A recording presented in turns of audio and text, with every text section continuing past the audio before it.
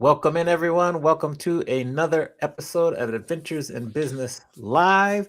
I'm Amani. This is Mandy. Mandy, how are we doing today? Hi, everybody. Happy Monday. Happy April.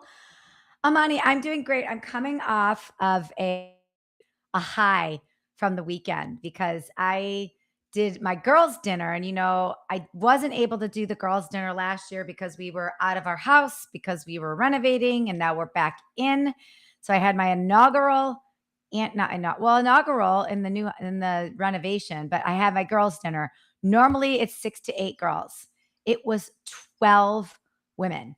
Wow. Which was fantastic. So I do this because I love to set a table. I love to cook, but as you know, I don't have time to really do this that much. So to dedicate an entire weekend to preparing for it and setting up for it and is a lot, but it is a great joy. It's a great joy to be able to give back to these amazing women in my life, but it's also a great joy just to sit around a table and cackle with all of them. So everybody came over at like 4:30 and we did like a 4:30 to 6 kind of happy hour. We had a Sandy, my friend Sandy, who's a sommelier. She actually brought the wine and then she did a wine education for everybody, which was really cool. And then we had the theme was wear something in your closet that you have no occasion to wear it to. Right. And so because everybody has that thing in their closet that you have nowhere to wear it to. So I wore this crazy disco one-piece jumpsuit that I had for many years and it's never fit, but now it fits, but it looks super weird. It's like something's wrong with the stitching. I still would never wear it out in public, but it was fun.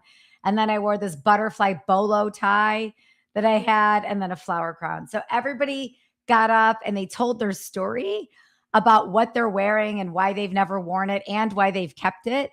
And then, and we just had a blast. I had perimenopause gift bags. So like everybody got to pick like their protein, their travel collagen protein powder packets and their little their fan, like there's mini fans and all these little things and put in a little bag. It was awesome. And I just am so grateful that I am surrounded by these rad women, like some of them had just finished a renovation. Some of them had just had a promotion. One of them had retired for a year, temporary retirement, and is going back to work. So it's just, a lot of them are in the thick of it with their kids, either preteen or teenagers or college and, coming back home after college. So it was awesome. My cup is full and my cheeks are still aching from sitting around a table with all those ladies.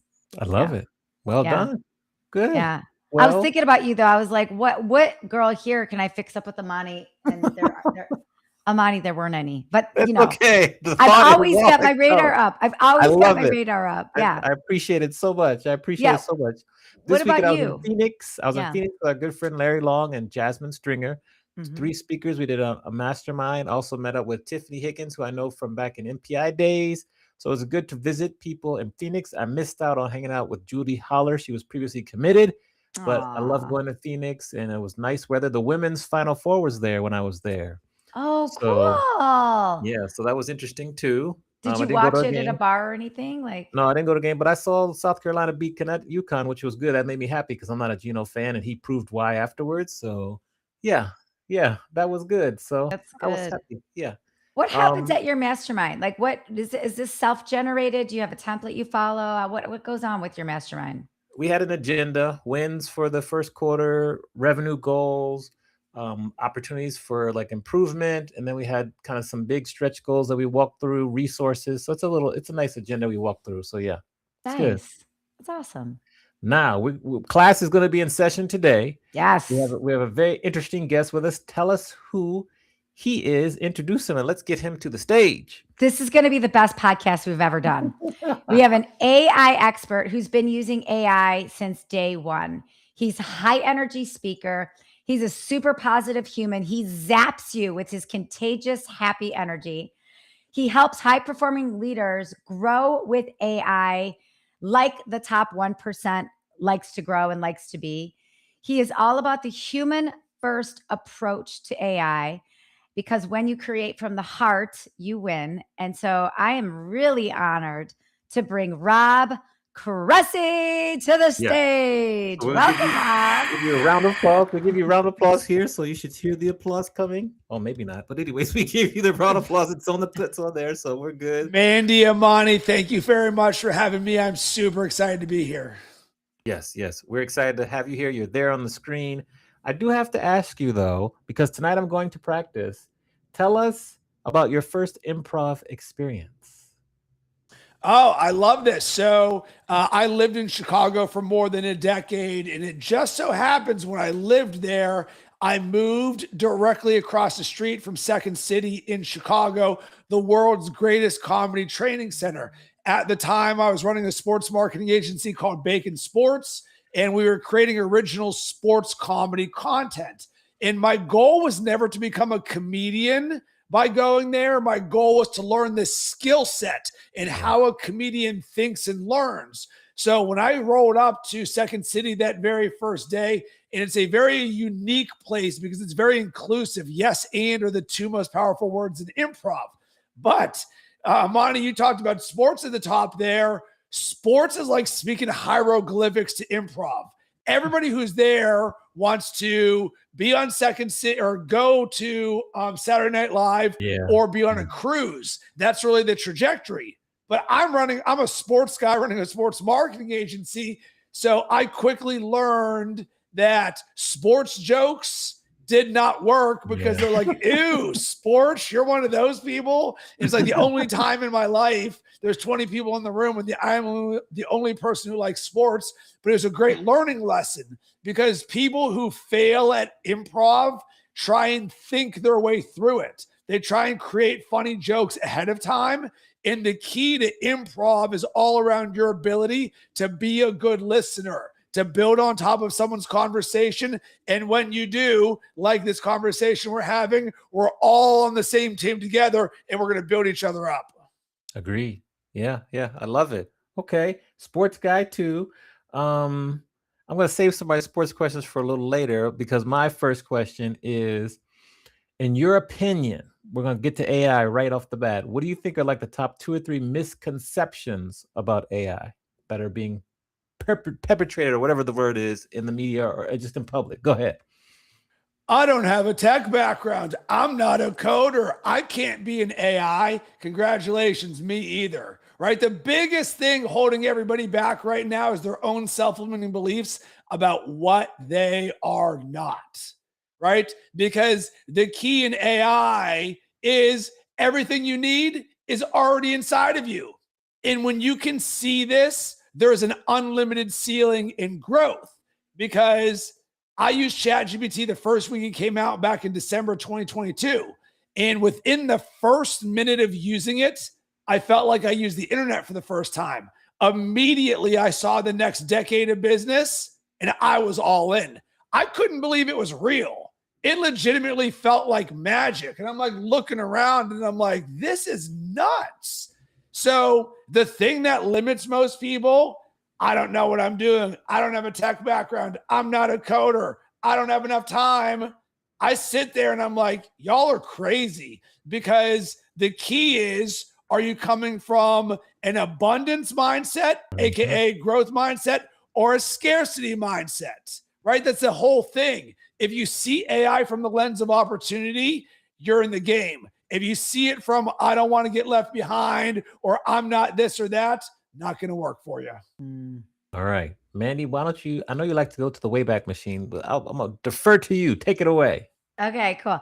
I first of all, it's a funny story. Over the weekend, I was researching for the show and I was listening to a lot of your older podcasts. And my husband's like, wow, that guy's got a great sports voice. he said, that guy, I'll listen to that guy talk sports any day. So I wanted to throw that out there. I thought that was funny. Yep. But I wanted to ask, how do you go from sports analyst, content expert, right? Which is where you were before here. How do you go from there to running your own AI agency? So in my life, there's been several pivotal moments in which everything changed. The first one was when I left corporate America to go all in on living my dreams of getting paid to talk about sports for a living, right? So multiple six figures to $0, built a sports marketing agency for a decade. COVID hits. And you know what's challenging? To talk about fantasy sports and sports betting as a professional host and to market with brands that want to market to sports fans when that doesn't exist.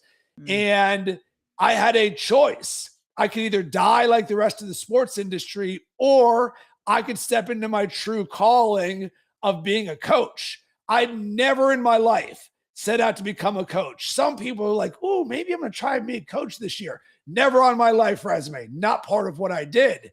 But entrepreneurship is the greatest personal growth and development program known to man. So over the course of what is now 16 years, I've turned myself into a high performer because I wasn't this person. 15 years ago, I had no self-awareness and no growth mindset. I didn't know how to read books. I didn't know how to speak from stage or do any of this stuff. So I had to create myself into this person. So when I got to the question of, would I rather spend the rest of my life slinging sports betting or slinging helping people? The answer for me was helping people. And that's when I stepped into being a high performance coach to help people be better at business by being better at life. And all I had to do was reverse engineer the last decade of my life on how I turned myself into this person. So I was doing that for several years. And then it gets to that moment where I used ChatGPT for the first time. And once I saw that, there was no going back. I was like, this is one of those things. Because how many people would say, if I was only there when Facebook was invented, or when YouTube started, or when Google Ads was a thing, I would make so much money. Hello, this is that thing. I just so happened to touch it on day 5. And that from that, I couldn't stop using it. So I legitimately, my goal was to try and break it. So I wanted to see, can I push it past the limits of what's possible? So the first thing that I did, and remember, I have no experience in this whatsoever, none at all, was, all right, let me see what I used to get paid to do in my old life.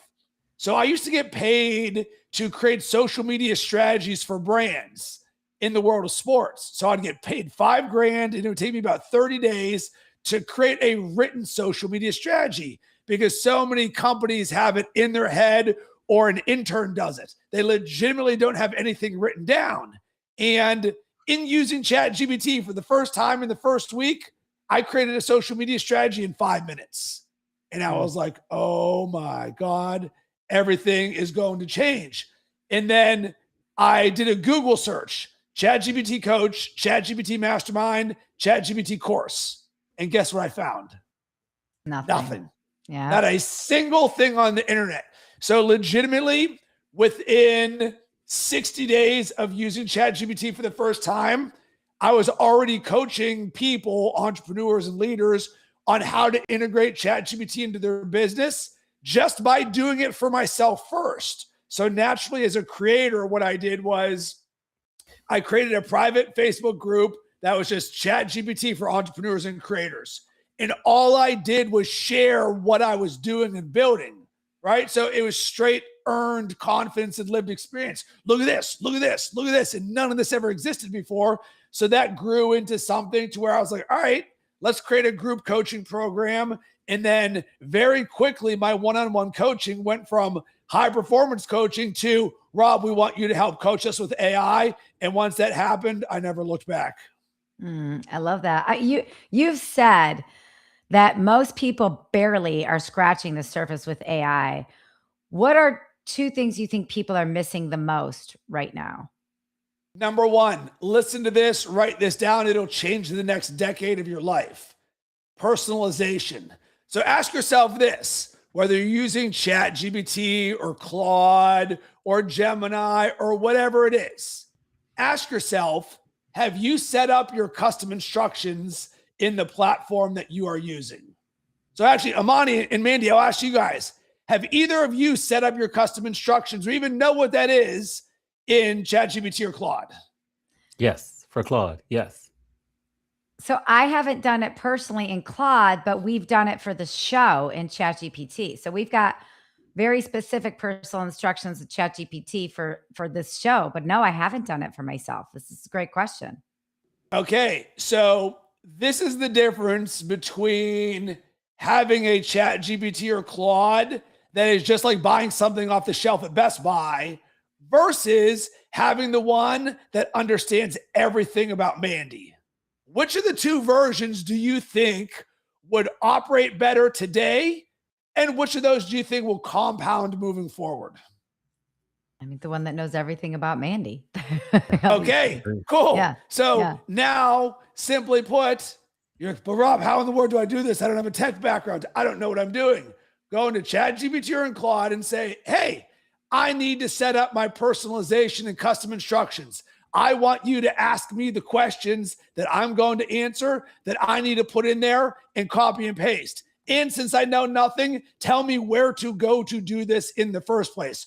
Brrr, you do that. Because what you're going to quickly learn then is there's in the game with personalization, and then there's levels to the game. Because you can just say, I'm Mandy, this is what I do, boom, leave it at that. Or you can say, this is who I am, this is my brand voice. Write down 7 to 10 words of this is what I sound like. Engaging, fun, witty, but brand safe, personable, conversational. Oh, now it knows a little bit more about me. And then you could say, oh, well, what's my word of the year? Oh, gold. Or you can say, and then you just start looking at all the things.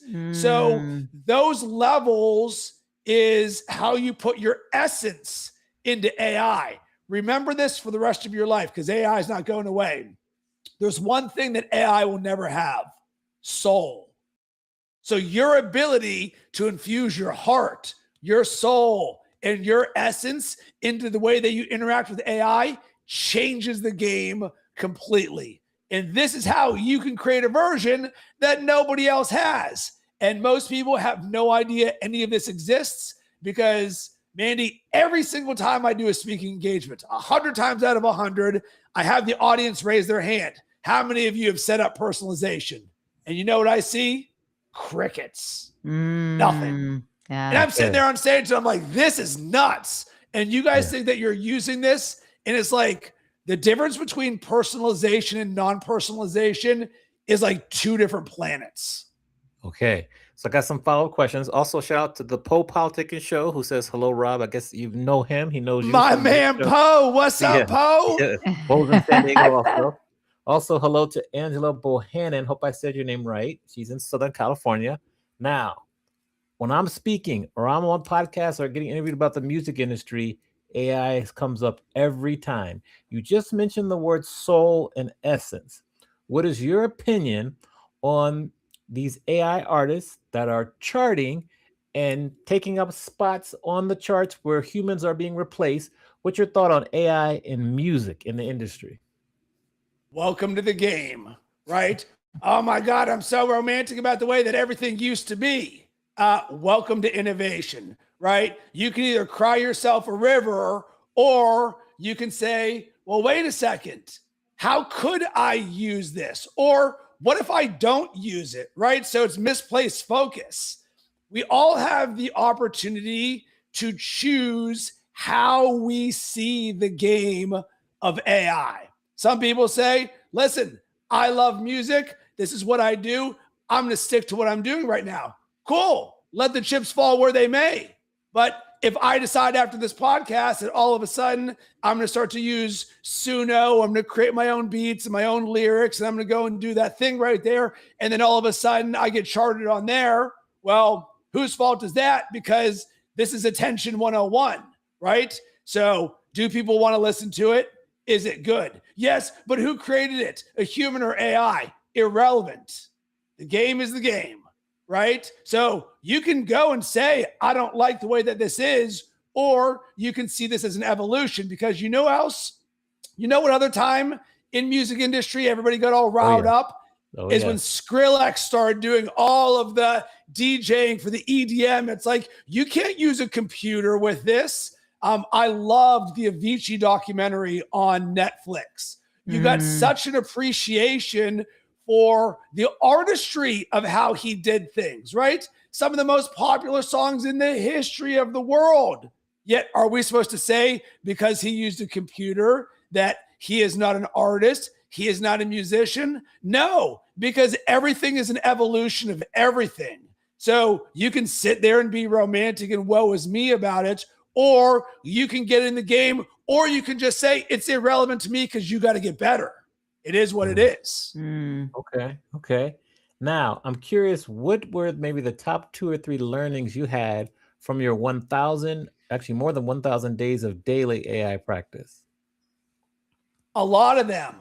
You know, the simplest way that you can audit where you are right now in AI? Time. Because time is the most honest assessment of what you're actually doing. So I just want you, and when I say you, I mean everybody, to answer these 2 questions. Number 1, how many hours a week do you use AI? And then number 2, how many hours a week are you learning AI? That right there is going to tell me everything I need to know about where you currently are. Because AI is completely unromantic about who you are, what you do, how much money you have in the bank, and how much experience you have. So if you're a music record producer and you've got millions of Grammys and all of that stuff, it does not care. You can have $1 bajillion in the bank, does not care. You can work at McDonald's, it does not care. What it does say is, show me your receipts. Are you using this? Because here's the thing that is the advantage for all of this on this call right now. If you are willing to put in the work and learn and experience AI, you can literally do anything in the world. This is no different than learning how to ride a bike or learn how to play guitar. What do? You get a bike, you're like, I don't know what to do. Let's pop training wheels on this thing. Let's use the training wheels for a little bit. You're like, wow, I don't need these anymore. Pop those things off. Cool, now I'm riding a regular bike. And then 1 year later, you're popping wheelies. Yet somehow everybody thinks just because we could use Google on day 1, that AI is the exact same way.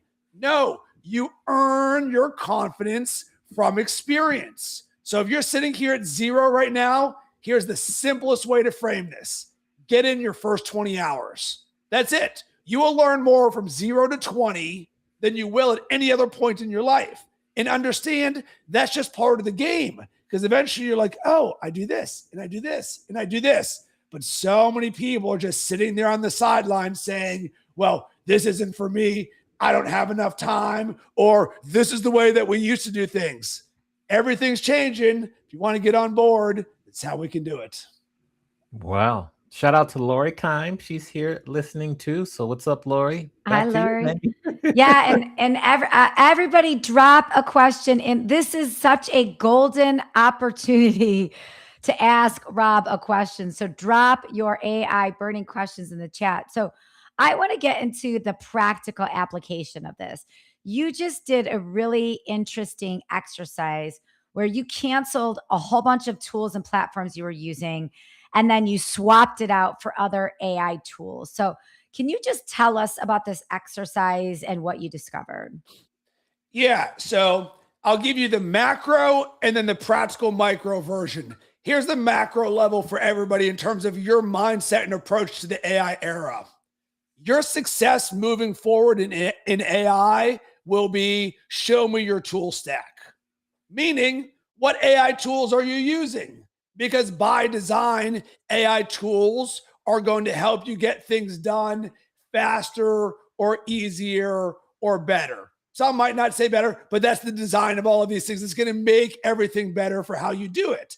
So when I'm advising my clients, I literally say to them, listen, in a given month, you might spend anywhere from $150 to $700 a month on AI tools. They're going to be a variety of $8 to $20 to $50 to $200. And you're going to try some, they're going to work. You're going to try some others and they don't work. But part of the game is testing out to see what works. Because Amani, in the world of music, if you've ever used Suno for creating AI, it's creative. So by design, I was pushing how I feel about music. How I really feel is the creative side of things. I'm an artist. I'm a creator. I love to create. So when I saw that someone without a musical background could write lyrics in ChatGPT, put them into Suno, say, I want you to make this sound like Lil Wayne and give me a hip hop beat. Boom, it creates that little thing. And I'm like, wow, imagine if I did that for Mandy and Amani's show where I create their own little hook and a thing. You're like, wow, this could be super fun. Well, you can make it just for this, or you can go all the way up to the food chain of using it to actually try and get on the charts there. So I'm completely unromantic about AI. Despite being an AI coach and the AI guy for everybody, I'm not wearing an AI shirt right now, right? It is just a tool. But here's the thing, and Amani, it actually goes to what the question you asked was.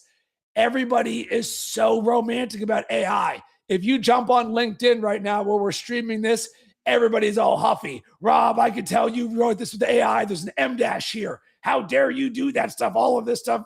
No, drop all that stuff. It's just a tool to help us make these things happen.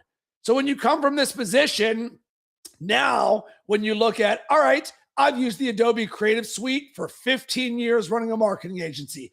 Photoshop, Adobe Audition. I've used Final Cut Pro. I've used CapCut. I've used Descript. I've used all of these various tools. But who's catching up or keeping up with how things are done now? And ChatGPT is even an example. For the last 3 years, ChatGPT was the king on the block of AI. Everybody uses it. It was the Xerox of the industry. Until about 8 weeks ago, when Claude delivered their Opus model and everything changed. And I'm not somebody who cares about model upgrades, right? Oh my God, this one's an inch better. This one does better at this. I don't care, right? So with this, what changed? Claude legitimately became the best AI tool out there by far. And you could debate what better means, but it went from chatbot to builder. So we started to see our first glimpses of what's called agentic AI, meaning it doesn't just respond. It's like, yo, dog, you want me to build that into a website for you? You're like, yeah. Wait, what? And here's what changed for me. So because of where I operate in the AI landscape at the top of the food chain, my peers are other AI coaches that are doing things that nobody else in the world is. So we're always just trading notes and sharing essentially conversations like this, but just straight, what are you doing? And one of my friends, Colin Scotland, shout out to Colin. We have a call every single week. And he says, Rob, over the weekend, and this is 8 weeks ago, Rob, over the weekend, I built 3 websites with Claude Code. And there's a seismic shift that just happened in AI that is bigger than when ChatGPT was invented. And I was like, well, I don't have to be told twice about this. So I then spent the next 3 days teaching myself Claude Code, but it didn't take 3 days to teach myself Claude Code. I spent 3 days taking a WordPress website that I'd used for a decade, hundreds of blog posts, SEO juice all over the place, foundationally built, designed by a world-class designer. And I moved the entire thing over with Claude and Claude Code in 3 days, fully migrated. And once I saw that with no experience, never having done it before, and it was my first touch of Claude Code, I was like, holy smokes. If this is what's possible when you never have done this before, everything is changing. So I share this because I then just looked at the tools of what I was using. Are they AI native or are they integrating to everything? So I'll give one tool that I'm using right now, totally not sexy, going to completely change the next decade of my business. Notion. Notion is just a project management system. I have no experience in Notion. I've never used Notion before in my life. But guess what I know about Notion? Notion connects to everything. Claude, ChatGPT, Manus, OpenClaw, all these platforms. And all of a sudden, I've got a background in something called personal knowledge management, PKM, which is all around your ability to capture, organize, distill, and execute any information that you see digitally and turn it from raw data into shipping it for your goals. And guess what? Notion became my second brain. So here's a very important thing that I want everyone to remember, and it'll change the next decade of your business. And it goes back to what I was saying about the tools. Become tool agnostic. And here's what I mean by this. So many people right now have spent years in ChatGPT. I can't leave ChatGPT. It's got my voice. It's got my data. It's got my projects. It's got my custom GPTs. You know who's happy about that? OpenAI, because they got you. Instead, I want you to create a single source of truth. What that means is take everything in AI and get it out of AI. Why? Because if it's in AI, it's a parking lot. If it's out of AI, things can go and flow into it. So I turned Notion into what I call the gold vault, where Claude, Gemini, ChatGPT, everything flows in documents into there. And now that becomes my central hub, my second brain of where everything flows into. So if ChatGPT goes away, if Claude goes away, it's all good. It's just a Tuesday for me. Why? Because all of my data lives where I know where it is. Okay. Whew. Okay, so got some questions from the audience here. So let me go to those real quick. Does any of that People make are going to have sense? all of it, and people are going to have to stop and rewatch and re-listen because this is excellent information. Yes, you're dropping gems here. So, Chloe Hammer, hope I said your last name right, Hamor. Thank you for tuning in. She says, I'm so worried about losing my voice and my critical thinking skills by depending on AI so much. She uses ChatGPT. For example, I've gotten nervous to send an email without having Chat polish it first. How do I balance? Okay. Everything that we're going to do today is going to be straight gold. So when I share answers, it comes from love. And one of my core values is candor. So there's no judgment in anything that I say today. It is all I want to serve and help. So number one, and I don't say this sarcastically because it's actually the answer. If you have a thought or a question in your mind of something you don't like, let that be a trigger for let me put it into ChatGPT. Hey, ChatGPT, right now I'm worried that my brain voice isn't scaling. I don't want to send an email without checking you first. But I feel kind of incongruent about that because I know I'm a human and you're a robot and I don't want to sound like a robot, but I don't want to slow myself down either. What do I do about this?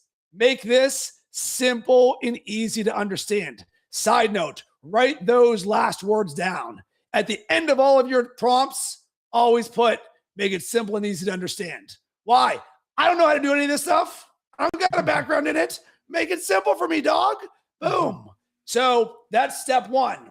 Step number two is most people in their personalization have not put in a section that says, this is my brand voice. So here's my recommendation for you. Write down 7 to 10 words of what you sound like when you speak. And for most people, it's going to feel kind of foreign because you never like hey, Mandy, can I tell you the words of what I sound like? No, it's not natural. But you can sit there and for me, you're like, all right, well, I'm personable. I'm conversational. I'm respectful. I'm witty, but I'm brand safe. I'm not dropping F-bombs, right? So you can see this is what I sound like right here. That simple tuning right there will make your brand voice better. And then if you really want to get turbo level, like if someone's working with me, it's going to say, cool, let's build out your brand voice glossary. What you sound like, how do you like to write? What is your sentence structure? Let's take some examples of what you're currently doing for your writing, give them to Claude or ChatGPT and say, hey, I want to dial in how this sounds with AI. I want to give you some examples, and then I want you to mirror back to me what my brand voice actually sounds like. And then it goes, brrr. And then the good news is because we're listening to this conversation, we implemented the speed of instruction. You take that document, you put it into your second brain. So now that you have it forever, so that it can go into Claude, it can go into Gemini, it can go into Grok, and it can go anywhere. And you just label it brand voice DNA, right? And I've got resources everywhere where if you go to robcressy.com and you search my blog, I will give you the templates for all of these things. But the key to success in AI is how you think. There's nothing that I've said so far that is like speaking hieroglyphics, is it? It's just, oh, here's the thing that I want. Let's reverse engineer how to create it. Here's the document. Let's use it. And then let's make sure it's living somewhere where it's not in the AI. Does that make sense? Yes. Okay. Thank you. Next question. We got a bunch here. Woo-hoo. Angela Bohannon asks, I'm switching over from ChatGPT to Claude. I just recently did the same thing, actually. I'm moving to Claude Code, and now I just started hearing about Claude Cowork. Any concern with Anthropic cutting off the agent platforms that help put Claude on the map? No, so what she's likely referencing is that over the weekend, Anthropic said they are not allowing users who use OpenClaw to just plug in their Claude subscriptions and use OpenClaw into infinity for it, right? So that's the thing. And in the world of AI, OpenClaw equals open source. So it's like free for everybody there. Anthropic equals gated. Hey, you have to live in our ecosystem right there with it. Once again, this is why we want to be tool agnostic. So this is where one of my favorite quotes, the bigger the dreams, the deeper the foundation.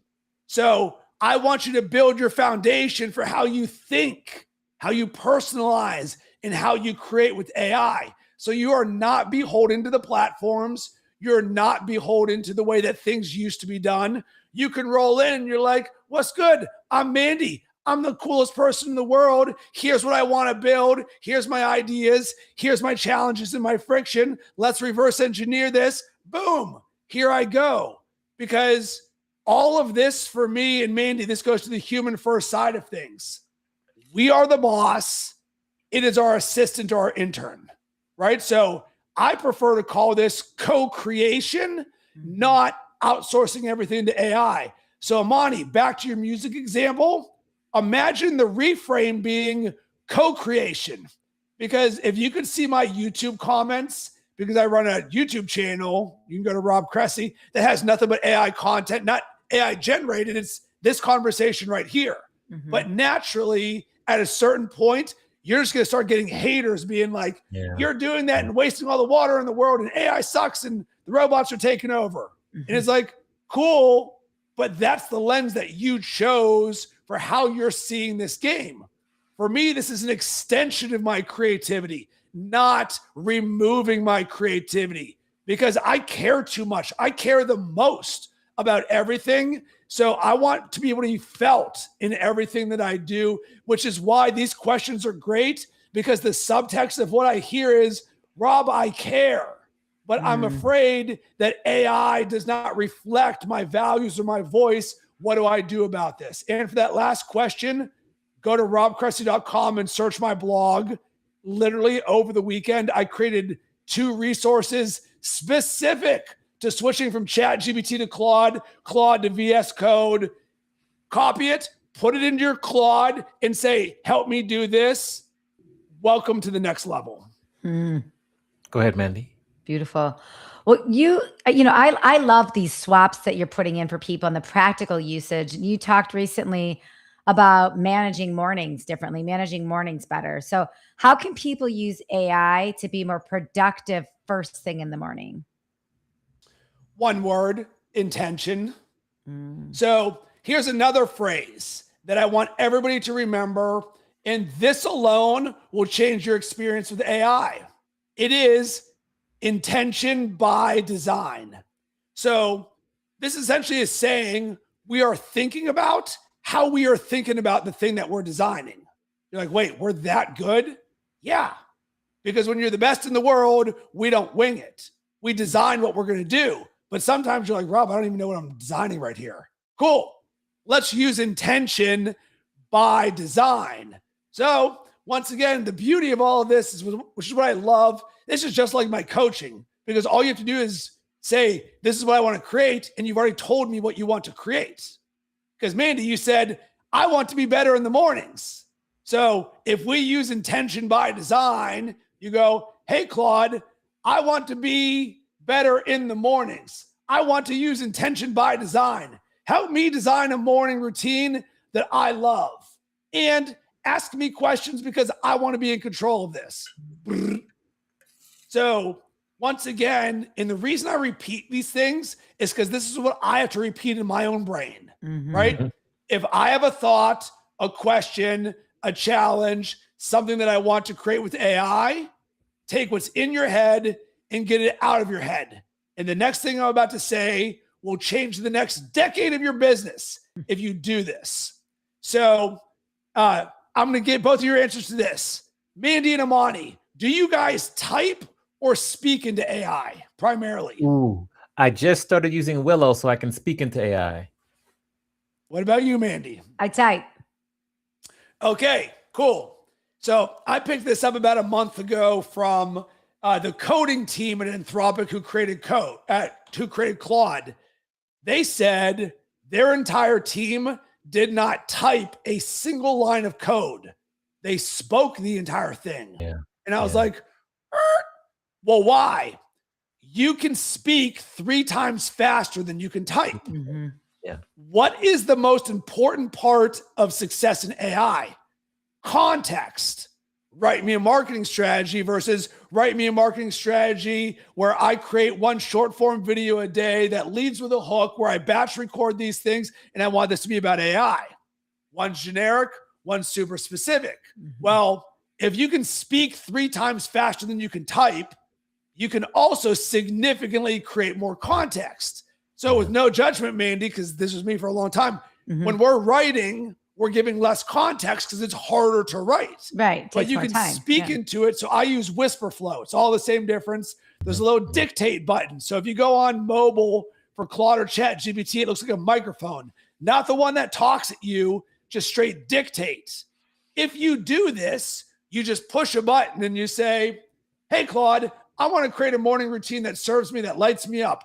I like to read. I don't want to be on my phone. And I would love to have some sort of mindfulness in there, but it's new for me. So help me install the habit. Make this simple and easy to understand. Boop. And then it'll go, and then you'll see the response. You're like, that's cool. I liked number 1, but I didn't like number 2. I also have a 4-year-old toddler and he gets up at all different times. So I need flexibility in this thing. Like, oh. So the key is you're about to watch the next decade of business. Everybody is only going to be speaking things. So we are entering the voice era of work. Okay. So let's pause. So good. So We're gonna good. flip the script. We're gonna flip the script and let you ask both Mandy and myself questions. Any question you want to ask us is on limits. And who do you want to ask a question to first? And what is said question? Mandy, this question is for you. And both of you actually created this question yourselves based on my listening. Fun. Mandy, you said the term rad women. My mind immediately went to, there's an opportunity for you, and you are one of the raddest people I've ever met, right? When you and I were at Jesse Itzler's Built to Speak, I loved you. I loved your energy, the way you were on stage. You're just this enthusiasm that's contagious about you.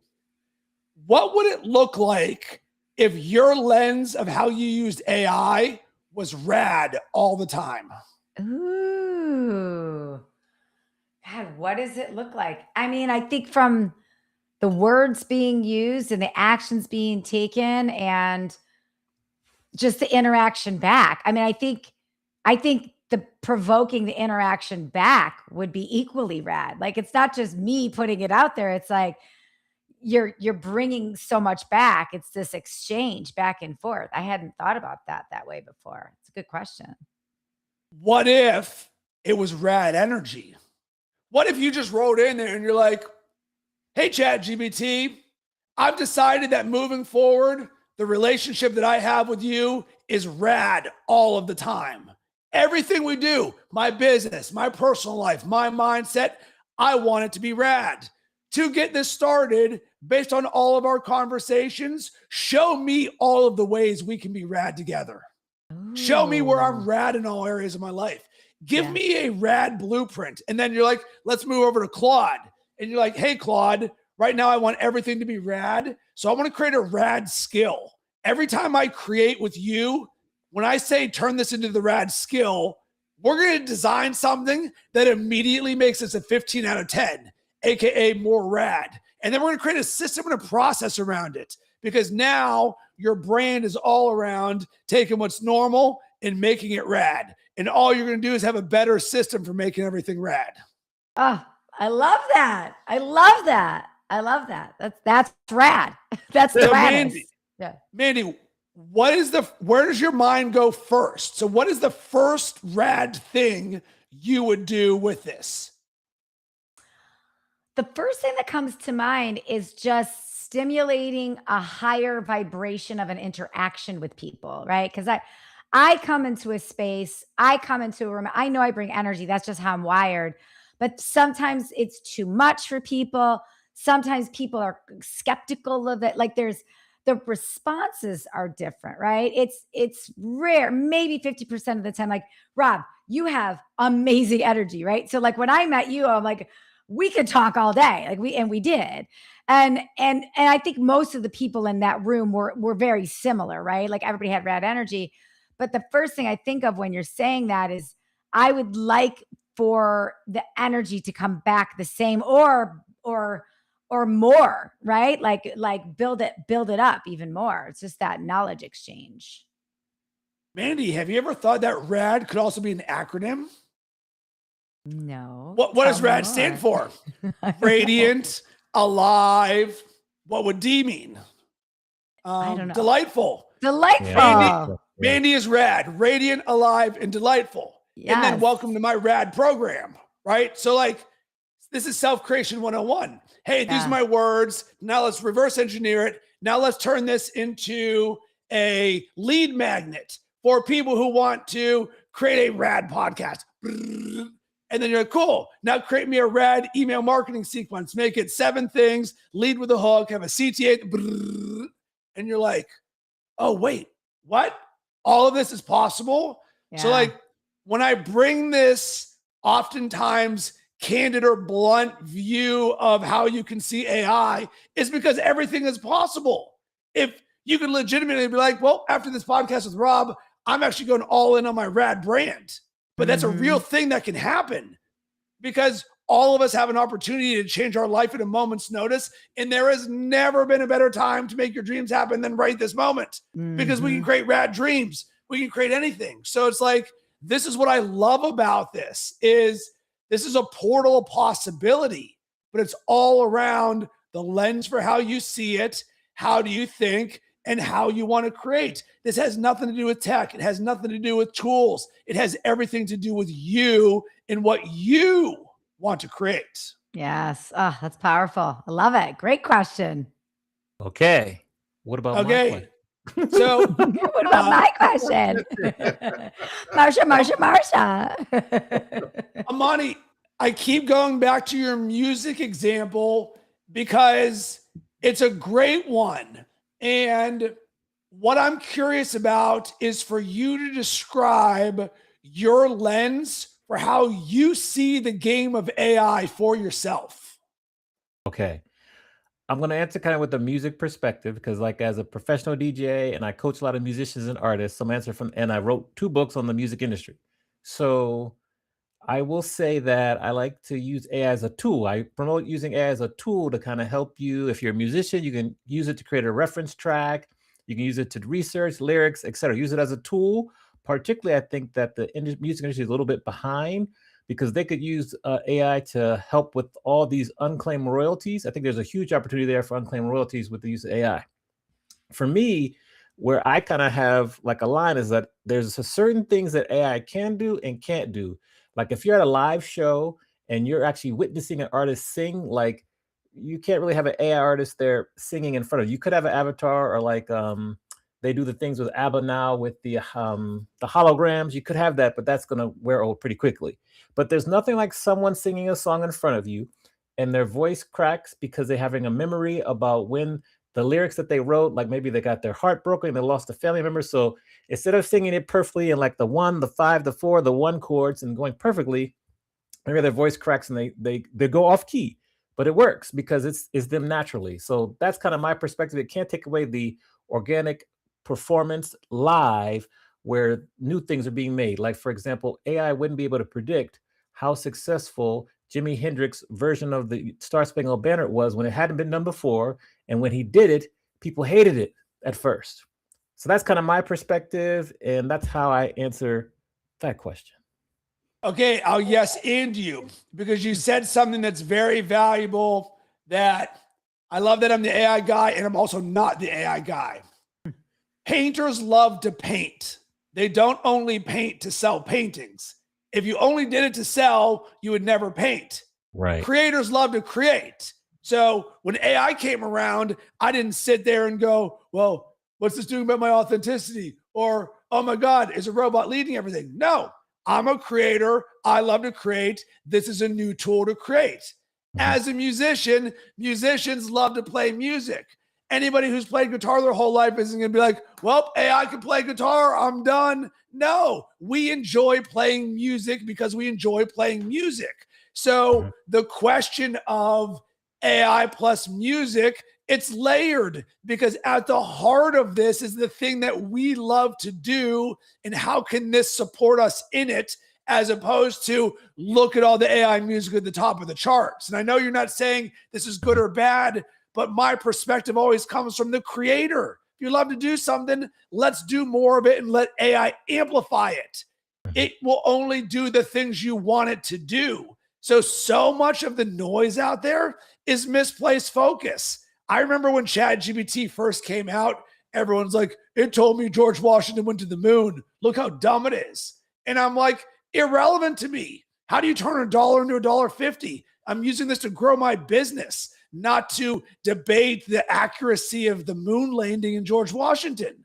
So if you remove that which does not serve you, all the stranger danger, doesn't mean we're blind to it. But what are you focusing on? I'm focusing on being the best, being rad, having an awesome time. And here's the thing, the rest of the world isn't like this. So the reason I show up this way and use human first, heart first is because I know what the world's about to do. And Amani, you're talking about it.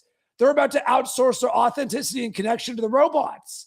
It's why, Mandy, I loved connecting with you because I got to connect with you as a human. I love that feeling and I want more of it. In the world, once they start to catch up to this, is just going to abuse this and do less of the stuff that they used to. And we're going to sit here and our advantage is going to be being more human. Okay. Yeah, Okay. I agree with that. I really do. I agree. Yeah. We have some final questions, and I'm gonna let Mandy have a chance for final questions. So I'm gonna ask one from myself, one from Lori Kime, and then Mandy. Mine's a 2-part question. If we could go back and talk to Rob when he was graduating from Miami of Ohio and give him advice based on everything you've learned since graduation, what would advice be to your younger self? That's part 1. Number one, man, I am such a different human. Like if I can picture exactly who that person is right there. the one piece of advice that I would tell him is start reading books. I did not have self-awareness or a growth mindset until I was 30 years old. K through 12, 4 years of college, and a decade in corporate America, and never once did anybody say, Rob, this is what self-awareness is, or Rob, this is what mindset is. Blows my mind, right? I can never assume that. And the thing that changed my life was, so I started to read like Inc. magazine and Fast Company, and you would hear the average CEO reads 60 books a year. And after you hear it like 20 times, and I sat there and I was like, I'm reading zero. Crap. And because I just left a multiple six-figure job to go all in on my dreams and I'm at zero, I was like, I got to do something about this. So if something's important enough, you'll always find time to make it happen. When is there always time? First thing in the morning. Yeah. So for the last 16 years, every single morning, first thing in the morning, weekends included, the first thing that I have done is read a book for 30 minutes because I see my dreams on the other side of getting better. Well, if I would have had those other 10 years in between 20 and 30 to be able to do that, I wouldn't have had the hardest time of my life, because between 20 and 30 was very challenging for me because I was not this person. Okay. Since you mentioned reading, both Mandy and I are authors, multiple books for both of us. Do you recommend, do we upload our books to these AI platforms to help us better be positioned as a subject matter expert? For you to use it or for other people to use it? Like, we have our PDFs, we have our final copies of our books. We want, when people are searching on ChatGPT or Claude, they say, I'm looking for like the best music business coach who can help me make more money. Or I'm searching for this expert in sales or this expert in R&B music that can help me refine my work. We want us to pop up. Do we need to upload our books to ChatGPT and Claude to make that happen? What are your thoughts? No, I want you to use that data for yourself. So flip it the other way. You use that book as training data for your personalization. Why? Because this is how I write. This is how I sound like. This is what I think. This is the essence of who I am. Imagine if your AI knew all of what was in the book about you to build that thing out there. Now, I'm not someone who believes in just like, we need to give everything to the AI. I turned off training data on mine. So everything that I'm doing, I'm not about that life there.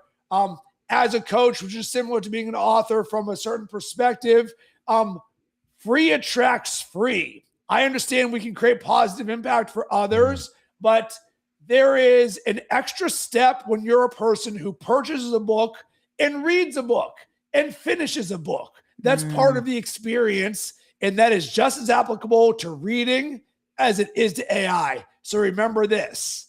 The reason why there's such a gap in AI right now is because it's super easy to do nothing. And so many people talk, but don't put in the work. So we are now in the ultimate show me your receipts era. Well, guess what? The three of us on this call, we specialize in receipts because here it is, and here it is. And for everybody else, they can tell you why things don't work. Show me your receipts.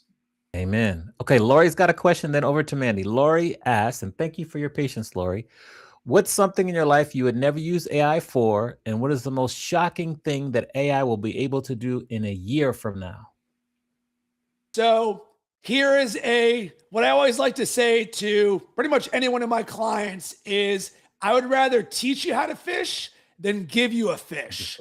So here is the homework that I give every client after the first call, and it's how you get better at AI. I want you to create 3 non-business use cases for how you use ChatGPT or Claude. Why? Because your key to success in AI is the more you see, the more you can see. So most people start with, I use it for email. Oh, I use it for ideas.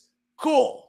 But Mandy, we took this to taking the word rad, pulling it apart, putting it in an acronym, turning it into a program, turning that into a lead magnet. Once you see that once, you're like, oh, I can now do this every single time. But the challenge most people have is the bridge. They say, I never would have thought of that, or I just didn't think of that. So here's the example. So I've used AI for the weirdest things possible. So number one, we bought a new TV and we put it in the back of our sedan, and the TV barely fit. And you put it in there, boom. Well, guess what? When it came time to get that TV out, it didn't come out. And I get it. You're pulling a TV box out of a car, but it ain't coming out of the car. So I popped open ChatGPT, took a picture, said, listen, this box got into the TV. It's not coming out. I understand all we're doing is pulling out a box. What can I do to get this box out of my car? Because this thing does not come in. And it was like, up. So it gave me it. So I saw problem. Can't get the box out of my car. Solution. Ask ChatGPT. The next one. I would not consider myself a modern day Bob Vila, right? I'm more Tim the Toolman Taylor than Handyman. Well, the lever on our toilet broke in my guest bathroom right here.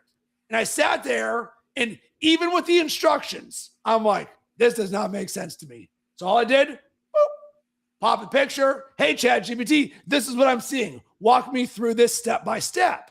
So, and then I'll give a last example. And this was one because I have a child, a 4-year-old, is I wanted to spend more time with my son, especially as it got closer to bedtime. And I wanted to create some bonding time. So I popped open ChatGPT and I said to my son, Maverick, I was like, Maverick, tell me an idea of what you want daddy to create. And he goes, I want to create a rainbow dinosaur in a farm. So I went to ChatGPT. I was like, create me an image of a rainbow dinosaur in a farm designed for a 3-year-old. And then I hit enter. And then I popped open the phone this way. And I was like, watch, buddy. 3, 2, 1, make that dino. And then like 10 seconds later, it pops up. And he's like, oh my God, I love playing Make That Dino. So now we created a bonding experience where we play Make That Dino. And my favorite one was my son said, Dad, I want you to make me a character named Mud in Mud. I was like, Mud in Mud. Such a boy. Such a little boy. I was like, oh, okay. I was like, hey, ChatGPT, make Mud in Mud. And it ended up creating this cartoon character of mud sitting in mud and had a shirt on that said Mud. Guess who has become the number one person in our house for like a year running? Mud. Right? Mud is okay. So a long-winded answer of anything that is non-business will help you see the bridge to what you can create for business. And I call this signal recognition. Your ability to take the universe. Mandy said the word rad. I heard it and I was like, boom, there's a signal. Amani said the word music. I was like, man, there's something here. Your ability to literally look around your room. So Mandy, you don't know this, but when you started this live stream, I saw over your right shoulder, it says the word one small. And I was like, ooh, there's a thing there. You might have looked at that 1,000 times. Have you ever taken what that is and put that into AI? No. Imagine you taking that and saying, there's something in here that's gold and rad. Help me see it.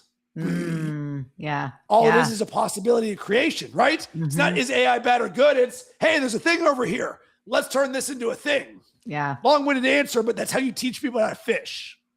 What I love about what you're saying is it's so much more than just the machine and the robot. Like it's, in a sense, this is retraining our brain to look for possibilities. Like it's like a treasure hunt or keeping your antenna up or really looking at things in a different way. And I'd really invite people to consider that you're looking at things in a completely different way. You're not just not thinking for yourself. You're actually opening up your peripheral vision to a bunch of possibilities. That's the big takeaway I'm getting from this conversation. Everything you need is already inside of you. Yeah. It's like, what are your goals? What are your dreams? What are your visions? What are your challenges? What do you want to do more of? What do you not want to do more of? What do you want in the morning? What do you want in the evening? How do you want your relationships to be? How do you want to land the biggest client in your life? How do you want to write better emails? How do you want to use music in a human first, heart first way, in a way that rides up the charts? How do I make $1 bajillion? How do I turn the word rad into speaking on stage in a sold out arena? So this is a canvas. And when I say this is all around how you see the game, there is no ceiling. You can create whatever you want. And we're all sitting here tripping about, oh my God, you're writing with M dashes. Throw that in the trash. I'm going to be so good with AI that you want to hire me. Like legit. Yeah. Well, you've spent more than an hour with us. You've blown our minds up. This is so amazing. You've given us so much. How can we support you? How can we lift you up after the show or right now? So I love to help everybody. So if you're inspired by this, shoot me a message on LinkedIn or Instagram. DM me the word Mandy, Mandi, and I will send you my best AI resource that I have right now to help you along on your journey. I've got a YouTube channel. Just search Rob Cressy. You can subscribe there. It's just straight AI content for people with non-technical backgrounds that want to use this in this perspective. And then I've got a podcast called The Undeniable Leader, which is all around being undeniable and how you show up in your business and in your life. Beautiful. Beautiful. Right. Send the DMs, friend. Put Mandy in there. Rob's going to send you some treats. Love that. Yeah. Round of applause here for Rob. Thank you very much for joining us. So good. All right. So yes. good. Yes. We're going to, let me put that here now. We're going to do that, the clapping there. We are going to put you in the green room really quickly and just stay there real momentarily. And thanks again. Okay, Mandy, another great show. I need to go review several times to get my notes in order. Mm-hmm. Who do we have to look forward to next week? Next week we have Lori Liu from Jump Consulting. I think this is one of your friends, Manny. Okay. We will have Lori coming up next week. Yes, she was referred to us from Lindell. She comes from Lindell. Awesome. Lindell Larkin. So that's good. All right. Well, thank you again to Rob for being our guest. Make sure when you're watching, please rate, review, and subscribe on the platform that you're watching or listening on. Don't forget to subscribe to us on YouTube, and we will see you back here next Monday, 4 p.m. Eastern, 1 p.m. on the West, for another live episode of Adventures in Business Live. And be like Rob Cressy. Be like Rob and create your personalization in your Claude or ChatGPT or whatever your program is. Get it going. Yes. Get it going. Get rad. See you, everyone. Bye.